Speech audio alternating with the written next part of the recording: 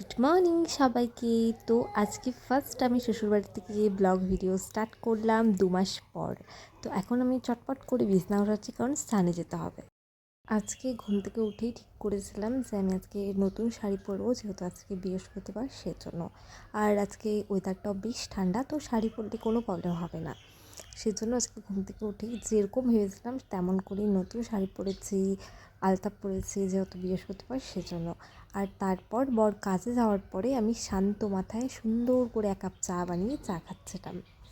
চাটা খেয়ে ভাত খেয়ে অনেকক্ষণ আমি ঘুমিয়েছিলাম। ঘুম থেকে উঠে খাওয়া দাওয়া কমপ্লিট করে এখন বাজে দুপুর 2টো। এতক্ষণে আমি আসছি রান্না বসাতে, মানে রাত্রে কী খাবো সেই রান্নাটা। আসলে আমার দুপুরবেলার রান্না সকালবেলার রান্নাটা শাশুড়িমাই করে, সেজন্য আমার কোনো প্রবলেম হয় না। এতক্ষণে আমি রান্না বসেছি, রাত্রে খাবো ওটা।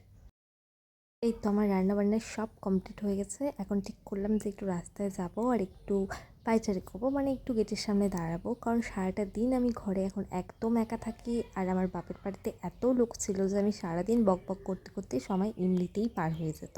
তাই এখানে এসে সেই জিনিসটাকে ভীষণভাবে মিস করি। বিশ্বাস করো, এইদিকে রাস্তা বাড়ি চারিদিকে এত জমি আর সব থেকে ধান এটা সেটা লাগানো দেখতে ভীষণ ভালো লাগে। কিন্তু ওই আমি বাড়িতে থাকতো, ওই বাড়িতে থাকতো বেশি একটা রাস্তায় যাতায়াত করতাম না, আর এখানে এসেও সেম জিনিস আমার ইচ্ছেই করে না। তারপর আমি ঘরে এলাম, ঘরে এসে বসে বসে নিজের মতো করে জল খাচ্ছিলাম। আর ভিডিওটা এখানেই শেষ করব। তোমাদের সঙ্গে আরও আমার অনেক গল্প করার আছে, যেটা এই ব্লগে আমি কিচ্ছু করতে পারলাম না। তবে আমি খুব শীঘ্রই করবো। আমার কেমন করে বিয়ে হচ্ছে, কীভাবে বিয়ে হচ্ছে, লাভ ম্যারেজ না অ্যারেঞ্জ ম্যারেজ, সব কিছু ডিটেলস আমি তোমাদেরকে বলবো। তবে তোমরা যদি জানতে চাও তাহলেই বলবো, আর আমি কতটা হ্যাপি আছি আমার ম্যারেজ লাইফে সেটাও জানাবো। তো চলো আজকের মতো টাটা।